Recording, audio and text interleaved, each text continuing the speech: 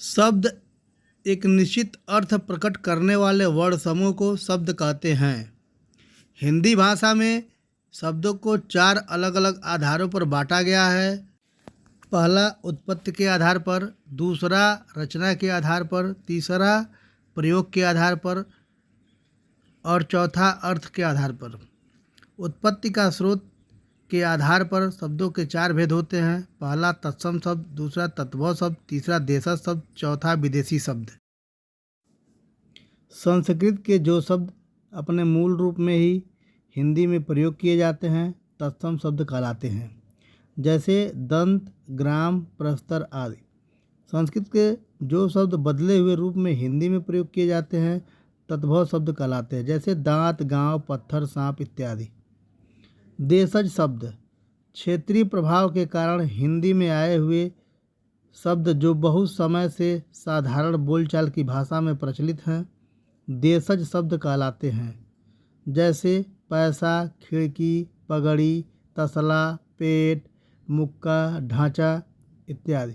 विदेशी शब्द जो शब्द दूसरे देशों की भाषाओं से हिंदी में आए हैं विदेशी शब्द कहलाते हैं, जैसे जज, दरवाज़ा, वकील, कैंची, संतरा, स्कूल, कागज़, खत, इंतज़ार, चाकू इत्यादि। ये सब शब्द विदेशी शब्द कहलाते हैं।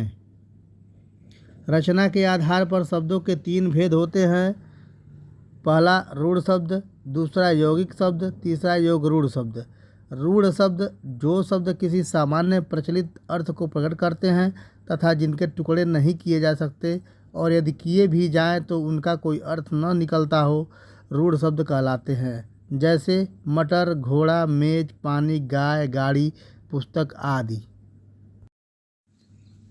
यौगिक शब्द जो शब्द दो सार्थक शब्द प्रयोग से बनते हैं यौगिक शब्द कहलाते हैं, जैसे राष्ट्रपति, उपग्रह, रसोई घर, पुस्तकालय इत्यादि। योग रूढ़ शब्द जो शब्द दो या दो से अधिक शब्दों के योग से बनते हैं तथा किसी विशेष अर्थ का बोध कराते हैं योग रूढ़ शब्द कहलाते हैं, जैसे नीलकंठ, दशानन इत्यादि। प्रयोग के आधार पर शब्दों के दो भेद होते हैं। पहला विकारी शब्द, दूसरा अविकारी शब्द। वे शब्द जिनका रूप लिंग, वचन, कारक और काल के कारण बदल जाता है विकारी शब्द कहलाते हैं। यह चार प्रकार के होते हैं। पहला संज्ञा, दूसरा सर्वनाम, तीसरा विशेषण और चौथा क्रिया। अविकारी शब्द वे शब्द जिनका रूप लिंग, वचन, कारक और काल के कारण नहीं बदलता है अविकारी शब्द कहलाते हैं। यह भी चार प्रकार के होते हैं। क्रिया विशेषण, संबंध बोधक, तीसरा समुच्चय बोधक, चौथा विस्मयादि बोधक। अर्थ के आधार पर शब्दों के निम्न भेद होते हैं। पहला पर्यायवाची शब्द, दूसरा विलोम शब्द, तीसरा श्रुति सम भिन्नार्थक शब्द, चौथा एकार्थी शब्द, पांचवा अनेकार्थी शब्द, छठा अनेक शब्दों के लिए एक शब्द, सातवां युग्म और द्विरुक्त शब्द। पर्यायवाची शब्द ऐसे शब्द जिनके अर्थों में समानता होती है वे पर्यायवाची या समानार्थक शब्द कहलाते हैं, जैसे जल का पर्यायवाची पानी, नीर, सलील, तो इत्यादि। विलोम शब्द जो शब्द एक दूसरे का विपरीत अर्थ देते हैं उन्हें विलोम या विपरीतार्थक शब्द कहते हैं, जैसे उन्नत का अवनत, जीवन का मरण।